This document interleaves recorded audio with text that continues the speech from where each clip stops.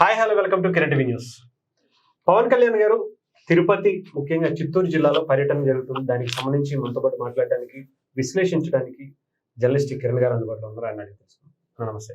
Hi Harish. Pawan Kalyan గారు మీరు చూడొచ్చు, అటవీ శాఖ మంత్రి ఆన్ డ్యూటీ అని చెప్పొచ్చు. అవును. ఎలా ఉందన్న ఈ పర్యటనకు సంబంధించి ఏం చెప్తారు? ఆయన సినిమాల్లోనూ హీరోనే, రాజకీయాల్లోనూ హీరోనే. ఆ స్వాగ్ చూడండి ఒకసారి. ఏంటి ఆ స్వాగ్,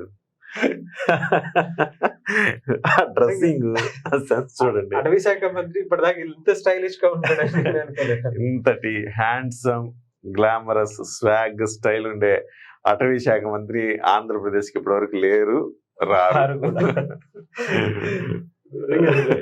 ఈ లుక్ చూస్తుంటే అంటే ఆయన వెళ్ళటం కూడా ఆర్మీ ప్యాంట్ ఒకటి వేసుకుని, అంటే బహుశా అడవుల్లోకి వెళ్తున్నాం కదా అని దాన్ని తగ్గట్టుగా డ్రెస్ కూడా వేసుకుంటున్నాడు.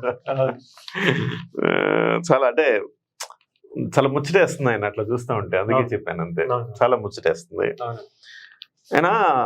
ప్రతి శాఖ ఈ మధ్య కాలంలో ఎందుకో చాలా ఒక్క రోజుని ఒక్క గంటను కూడా వేస్ట్ చేస్తున్నట్టు లేదు. ప్రతిరోజు ఏదో ఒక సమీక్ష, రివ్యూలు చేస్తున్నాడు. దానికి సంబంధించి ప్రతి రివ్యూకి ఒక్క రివ్యూ కూడా టైం వేస్ట్ చేసే రివ్యూ ఉండదు. ప్రతి రివ్యూలో ఏదో ఒక చర్య తీసుకుంటున్నాడు, ఏదో ఒక ఆదేశాలు ఇస్తున్నాడు. అంత అద్భుతంగా రివ్యూలు అంత అద్భుతంగా చేస్తున్నాడు. నేను అంటే కొంతమంది నాకు అధికారులు కూడా పరిచయాలు ఉన్నారు. మనం జర్నలిస్ట్ గా దాదాపు 25 ఏళ్ళ నుంచి ఉన్నాం కాబట్టి కొంతమంది అధికారులు, ఐఏఎస్లు, గ్రూప్ 1 ఆఫీసర్స్ మనకి చాలా మంది పరిచయస్తున్నారు. వాళ్ళు చెప్పడం ఏంటంటే, పవన్ కళ్యాణ్ గారికి పెద్ద అనుభవం లేదు కదా అని అనుకున్నామండి, కానీ గ్రేట్ అండి. ప్రతిదీ అడిగి అడిగి అడిగి తెలుసుకుంటున్నారు. తెలుసుకొని ఇవాళ దాన్ని ఎట్లా చెయ్యాలని తిరిగి మనకే ఆయన చెప్తున్నాడండి. చాలా గొప్పగా ఉంటుందండి ఆయనతో రివ్యూలన్నీ కూడా. ఇంతకుముందు అనుకునే వాళ్ళం ఇవన్నీ రివ్యూలు చేసి వెళ్ళిపోతా ఉంటారు, మంత్రులు పెద్ద ఏం పట్టించుకోరు అనుకునే వాళ్ళం. కానీ అలా కాదండి. ఈయన ప్రతిదీ కూడా దానికి ఒక ఆదేశాలు ఇచ్చి, దానికి గైడ్ లైన్స్ ఇచ్చి, దానికి ఒక టార్గెట్ ఇచ్చి, ఎప్పట్లో పని చేస్తారు, ఎప్పట్లో చేస్తారని ఫాలో చేస్తున్నారండి. అటువైపు ఒకవైపు చంద్రబాబు నాయుడు గారు ఎలా అంత అనుభవంతో 40 ఏళ్ళ అనుభవంలో ఆయన ఎట్లా పనిచేస్తా ఉన్నారు, ఈయన కొత్తగా వచ్చినా కానీ అదే స్థాయిలో ఈయన కూడా పనిచేస్తున్నారండి. ఆ రివ్యూలు ఎట్లా చేస్తున్నారు ఏంటని చంద్రబాబు స్థాయిలో రివ్యూలు చేస్తా ఉన్నారండి. ఎందుకంటే చంద్రబాబు గారికి అలవాటు రివ్యూలు చేయడము. ఎన్నోసార్లు ఆయన ఇప్పుడు దాదాపుగా ముఖ్యమంత్రిగానే నాలుగోసారి. సో 4వ సారి ముఖ్యమంత్రి అయినప్పుడు ఆయనకి అధికారుల పనితీరు ఎట్లా ఉంటుంది, ఎలా చేయాలి ఏంటి అనేది ఆయనకు తెలుసు కాబట్టి ఆయన అట్లానే కొంచెం ఆ రివ్యూస్ కూడా అట్లా తీసుకుంటారు. పవన్ కళ్యాణ్ గారు కూడా సేమ్ అదే రీతిన రివ్యూలు తీసుకోవడం, టార్గెట్లు పెట్టడం. టార్గెట్లు పెట్టి ఆయన ఏం చేస్తున్నాడంటే, టార్గెట్లు పెడుతున్నాను 30వ తారీఖు కల్లా కంప్లీట్ చేయాలి ఇది అని చెప్పి మళ్ళీ 30వ తారీఖు రివ్యూ మీటింగ్ అంటలేదు ఆయన. ఈ 30వ తారీఖు కల్లా కంప్లీట్ చేస్తే ఈ నెల రోజుల పాటు కూడా మిమ్మల్ని యాప్స్ వాచ్ చేస్తుంటాయని టెక్నాలజీని వాడుతున్నారు. ఈ టెక్నాలజీ ప్రకారం నేనే కాదు మీరు ప్రజలకు జవాబుదారి అని చెప్పేస్తున్నారు. ఇదొక major point. So Pawan Kalyan garu ఇవాళ ఎస్పెషల్లీ మామండూర్ అని తిరుపతి దగ్గరలో, తిరుపతి జిల్లాలో మామండూర్ అని అటవీ ప్రాంతం ఉంది. శేషాచలం కొండల్లో ఒక ఎర్రచందనము ఇలాంటివన్నీ కూడా పండే ఒక ప్రాంతం ఉంది. ఆ ప్రాంతంలో దాదాపు 4 కిలోమీటర్ల పాటు ఇవాళ వెళ్ళారు. సో కాలినడకన వెళ్ళి ప్రతి చెట్టుని పరిశీలించారు. ప్రతి చెట్టుని, ప్రతి పుట్టని, ప్రతి కొలనుని పరిశీలించి అడిగి తెలుసుకొని, ఎందుకంటే ఆయన అడవుల్లో తిరిగిన ఆయన ఏం కాదు కదా. సో ప్రతిదీ అడిగి తెలుసుకొని ఆయన ఇవాళ అంటే ప్రతి దాని మీద నాకు అవగాహన ఉండాలి అనేది. ఎస్పెషల్లీ హరీష్, ముఖ్యంగా ఎర్రచందనం, అంకుడు చెట్లు, ఈ మధ్య కాలంలో అంకుడు చెట్లు ఇవన్నీ పెంచడానికి కూడా ప్రత్యేకంగా ప్రోత్సాహకాలు ఇస్తూ దాని మీద ప్రత్యేకమైన స్పెషల్ డ్రైవ్ చేసి, అంకుడు చెట్లు దేనికంటే బొమ్మలు తయారు చేయడానికి అంకుడు చెట్లు బాగా అవసరం. ఆ బొమ్మలు తయారు చేయడానికి అంకుడు చెట్లు అవసరం. కానీ అంకుడు చెట్లు ఎక్కడ ఇట్లానే ఎర్రచందనంలో కొన్ని చోట్ల పెరుగుతాయి, సహజ సిద్ధంగా పెరుగుతాయి. వాటిని కొట్టాలంటే మళ్ళీ అటవీ శాఖ అనుమతి కావాలి. అటవీ శాఖ అనుమతులు లేకపోవడంలో వాళ్ళ పరిశ్రమలు ఆగిపోతున్నాయి, చేతి వృత్తులు ఆగిపోతున్నాయి. కాబట్టి దానికి స్పెషల్ గా ఆయన ఆదేశాలు జారీ చేసి అంకుడి చెట్లను పెంచండి, దాన్ని ఒక రీజనబుల్ ప్రైస్ కి అమ్మండి అని చెప్పారు. సో అంకుడి చెట్లు, తెల్లమద్ది, వెదురు, శేషాచలంలో మాత్రమే పండే ఒక అరుదైన మొక్కలు ఉన్నాయి. శేషాచలం ఫారెస్ట్ చాలా ప్రీషియస్, మనకి చాలా ప్రపంచంలో ఔషధ ఎక్కడా లేదు. గుణాలు ఏమో ఏడుకొండల వెంకన్న స్వామి ఉండడం వల్ల ఏమో గాని ఆ ప్రాంతం పరమ పవిత్రం అండి. నిజం. అంత విలువైన ప్రాంతం అది. చూడండి మీరు ఎర్రచందనం అక్కడ తప్ప ఇంకా భారతదేశంలో అంత క్వాలిటేటివ్ ఎర్రచందనం ఎక్కడ దొరకదు మీకు. సో అక్కడ దొరుకుతుందంటే ఆ దేవదేవుడి దయ అనుకోవాలి అంతే. నిజమే. ఆయన ఉన్న ప్రాంతం అంత వాల్యుబుల్ ప్రాంతం, అది అటవీ ప్రాంతమైనా అది అంత వాల్యుబుల్ ప్రాంతం. సో అట్లా ఆయన అక్కడి నుంచి నేపియర్ రిజర్వ్ ఫారెస్ట్ దగ్గర వాచ్ టవర్ ఎక్కి మొత్తం చూశారు. వెలుగొండ ప్రాజెక్టు పరిధి ఏంటి, శేషాచలం అడవుల పరిధి ఏంటి, సో అక్కడ ఉండే రిజర్వాయర్లు ఏంటి, వాటి పరిస్థితి ఏంటి అన్నీ కూడా బైనాక్యులర్స్ లో చూసి ఆయన ప్రతిదీ కూడా పిన్ టు పెన్ తెలుసుకున్నారు. ఎస్పెషల్లీ ఎర్రచందనం గోడౌన్లకు వెళ్ళాడు. 8 గోడౌన్లు పరిశీలించారు ఆయన.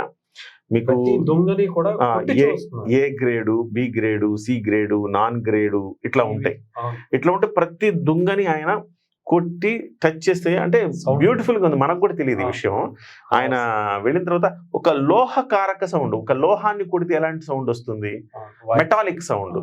ఆ లోహాన్ని కొడితే వచ్చే సౌండ్ చెక్కను కొడితే వస్తుంది. So that is the power of ఎర్రచందనం. ఎర్రచందనంని జపాన్ లో కోరి వాళ్ళు మ్యూజిక్ ఇన్స్ట్రుమెంట్స్ తయారు చేయడానికి వాడతారు.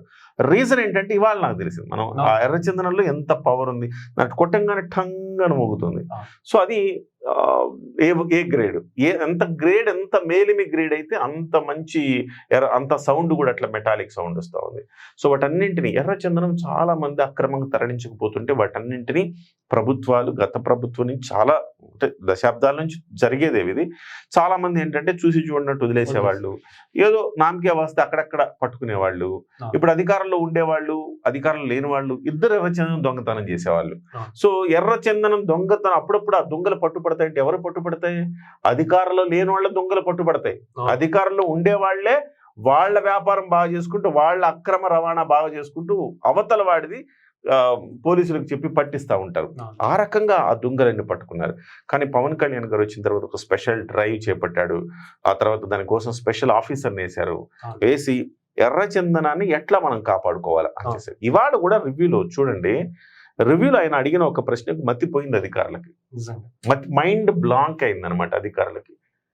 అన్ని చూపిస్తున్నారు, A grade, C grade, B grade, sir ఇవన్నీ చూపిస్తుంటే ఇవన్నీ మీరు కరెక్ట్ గా నమ్ముతారా అని అడిగాడు. కరెక్ట్ గా నమ్ముతారా అంటే ఏంటి సార్ అంటే మీరు సి గ్రేడ్ అమ్ముతూ అందులో B grade, A grade mix చేసి అమ్మేస్తున్నారంటే కదా. జస్ట్ నాకు వచ్చిన ఇవి అన్నాడు. అంత అవాక్కయ్యారు అధికారులు. అలా కాదు సార్, ఇదిగోండి సార్ ఈ కోడింగ్ ఉంటుంది సార్. కోడింగ్లు అవన్నీ ఉంటాయిలేండి, కానీ బయట జరుగుతుంది అదే. కానీ మీరు ఒకటి చేయాల్సింది ఏంటంటే ట్రస్ట్ బిల్డ్ చేయాలి. మీరు ట్రస్ట్ బిల్డ్ చేయాలి. జనాల్లో మీ మీద ఒక నమ్మకం ఉండాలి, ఒక పారదర్శకత ఉండాలి. ట్రస్ట్ అండ్ ట్రాన్స్పరెన్సీ చాలా ఇంపార్టెంట్. దానికోసం స్పెషల్గా ఏం చేయాలని ఆలోచించండి. సో ప్రతిదీ కూడా మీరు పట్టుబడినప్పటి నుంచి, నమోదు చేసినప్పటి నుంచి అమ్మేంత వరకు కూడా దాని ట్రాకింగ్ వ్యవస్థ ఉండాలి. దాన్ని కూడా మనం టెక్నాలజీతో అనుసంధానం చేద్దామని చెప్పేసి ఆయన కొన్ని ఆదేశాలు జారీ చేశారు. సో అధికారులు మళ్ళీ అధికారులు నొచ్చుకోకూడదు కదా. అంటే మీరు బాగానే చేస్తారు, కానీ బయట జనాలకు అనుమానం రాకూడదు కదా. పైగా నా దగ్గరికి ఇలాంటి ఆరోపణలు వచ్చినాయి. ఆ ఆరోపణలు వస్తే ఆరోపణలు మనం ఎట్లా రివ్యూ చేయాలి? కాబట్టి అలాంటి ఆరోపణలు కూడా తావివ్వనంతగా ట్రస్ట్ బిల్డ్ చేయండి, ట్రాన్స్పరెన్సీ మెయింటైన్ చేయండి అని చెప్పి వాళ్ళకి దానికోసం ఒక టెక్నాలజీని వాడమని చెప్పారు. So beautiful. ఇందాక అదే అన్న, ఆ స్వాగ్ చూడండి. ఆయన సినిమాల్లోనూ హీరోనే, రాజకీయాల్లోనూ హీరోనే. ఆయన బలహీన వర్గాలకు హీరో, ఆయన వెనుకబడిన జాతులకు హీరో, గిరిజన బిడ్డలకి హీరో, రెల్లి కులానికి హీరో. ఆయన అందరికి హీరోనే. ఎవడైతే నాకెవరున్నారు ఈ లోకంలో, నాకెవరు లేరు అనుకుంటే ఆయన ఉంటాడు. అందుకే ఆయన హీరో అవుతాడు. సో ఓవరాల్ గా అద్భుతమైన రివ్యూ చేస్తున్నాడు. ఎర్రచందనం ఇక నుంచి నెక్స్ట్ లెవెల్ అంట. అంటే అధికారులు చెప్పడం ఏంటంటే, నాకు కొంతమంది అధికారులతో కూడా మాట్లాడాను. వాళ్ళు చెప్పడం ఏంటంటే ఊరికే ఊకతంపుడు ఉపన్యాసాలు ఇవ్వటం కాదు, ఎర్రచందనం గురించి కావచ్చు, అటవీ శాఖలో ఏవైతే విలువైనవి ఉన్నాయో వాటికి సంబంధించిన ట్రాకింగ్ కావచ్చు, దానికి సంబంధించిన వ్యవహారాన్ని మానిటరింగ్ చేయడానికి స్పెషల్గా ఒక టీంని ఏర్పాటు చేశారట. ఆ టీం ఇక్కడ నుంచి మానిటర్ చేస్తుంది. ఏదున్నా కానీ పవన్ కళ్యాణ్ గారికి తెలిసిపోతూ ఉంటుంది. సో అధికారులు ఎక్కడ తప్పు చేస్తున్నారు, అధికారులు ఏం చేస్తున్నారు, కరెక్ట్గా ఉన్నారా లేదనేది కూడా ఆయన తెలుసుకునే దానికి ఒక వ్యవస్థను ఏర్పాటు చేసుకుంటారు. సో ఆ రకంగా ఇవాళ మీరు చూస్తుంటుంది ఈయన ఈయన పశుమర్తి మల్లికార్జునరావు గారని, ఈయన మా IFS అధికారి, ఇండియన్ ఫారెస్ట్ సర్వీస్. ఆయన ఇప్పుడు పవన్ కళ్యాణ్ గారికి సలహాదారుగా ఉన్నారు. మీరు అంటే ఆయన కెరీర్ లో ఆయన చెప్పేదంటే ఆయన కెరీర్ లో ఆయన జీవితాంతం పనిచేసినప్పుడు కూడా ఆయన అనేక సూచనలు సలహాలు చెప్పిన, ఇప్పుడు ఆయన అందులో ఎక్స్పర్ట్ కదా. ఇప్పుడు అడ్మినిస్ట్రేటర్ అంటే ఏం చేయాలి, ఎక్స్పర్ట్స్ ని తీసుకొచ్చి నలుగురు ఎక్స్పర్ట్స్ వాళ్ళ ఆలోచనలు వాటిని తీసుకుని ఇంప్లిమెంట్ చేయడానికి అడ్మినిస్ట్రేటర్ ట్రై చేయాలి, మంత్రి అయినా ఇంకొకళ్ళైనా.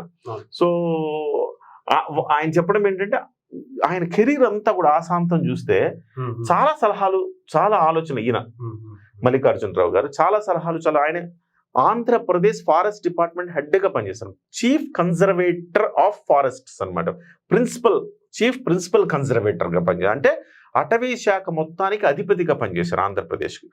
ఆయన అంత చాలా విలువైన సంపద ఆయన కూడా వాస్తవానికి. అలాంటి వ్యక్తిని తీసుకొచ్చి ఇక్కడ కూర్చోబెట్టి అతని ద్వారా కొన్ని సలహాలు సూచనలు తీసుకుంటూ ఎలా ముందుకెళ్ళాలి, అధికారులు ఎక్కడెక్కడ తప్పులు చేసే అవకాశం ఉంటుంది, అధికారులను తప్పులు చేయకుండా ఎట్లా ఆపాలి, ఎట్లా మన విలువైన సంపదను మనము ఏ రకంగా మనం కాపాడాలి, ఇవన్నీ కూడా చేసుకుంటూ కొత్త పుంతలు తొక్కే విధంగా కొత్త మంచి బెస్ట్ ప్రాక్టీసెస్ ఎక్కడున్నాయి, దేశంలో ఎక్కడున్నాయి, ప్రపంచంలో ఎక్కడున్నాయి, ఇవన్నీ చూసి ఆయన సలహాలు సూచనలు ఆయన కూడా పవన్ కళ్యాణ్ గారికి ఇస్తూ ఉంటే పవన్ కళ్యాణ్ గారు దాన్ని చూసి ఇంప్లిమెంట్ పర్ఫెక్ట్ గా ఇంతలాగా ఒక ఆయన చెప్పడం ఏంటంటే, ఒక ఆఫీసర్ కి మనం ఏమైనా చెప్పినా అన్ని ఏదో బుట్టదాఖలు అవుతాయి అనిపిస్తుంది, కానీ పవన్ కళ్యాణ్ గారి దగ్గర ఏం చెప్పినా అది ఇమ్మీడియట్ గా అమలు చేస్తారండి. దాంట్లో మంచి చెడుగా ఆలోచించి దాన్ని ఎవరికి ఏ రకంగా ఉపయోగం ఆలోచించి పర్ఫెక్ట్ గా అమలు చేస్తున్నారని నేను చెప్పాను. సో ఓవరాల్ గా అంటే బ్యూటిఫుల్ సర్వే. ఎర్రచందనం అనే దానికి సంబంధించి అధికారుల గుండెల్లో రైళ్లు పరిగెట్టించాడు. ఆయన అడిగిన 2-3 ప్రశ్నలు ఉక్కిరి బిక్కిరి అయ్యారు అధికారులు. రైట్ అన్న, ఏదైనా సరే ఒకప్పుడు పరదాల చాటు ఉండేటువంటి మంత్రులు ఒక్కసారిగా ఇలా లైవ్ లో చూడడం, పరదాల చాటు నుండి ఏం తెలుస్తుంది, ప్రజల అవస్థలు ప్రజల్లోకి వస్తే తెలుస్తుంది. గత 5 ఏళ్లుగా పరదాల చాటునే ముఖ్యమంత్రి ఉండేవారు, ఆయనకి ఏం తెలుస్తుంది పాపం. ఇప్పుడు పవన్ కళ్యాణ్ గారి ద్వారా ప్రజా పరిపాలన అంటే ఏంటో రుచి చూపిస్తున్నారు.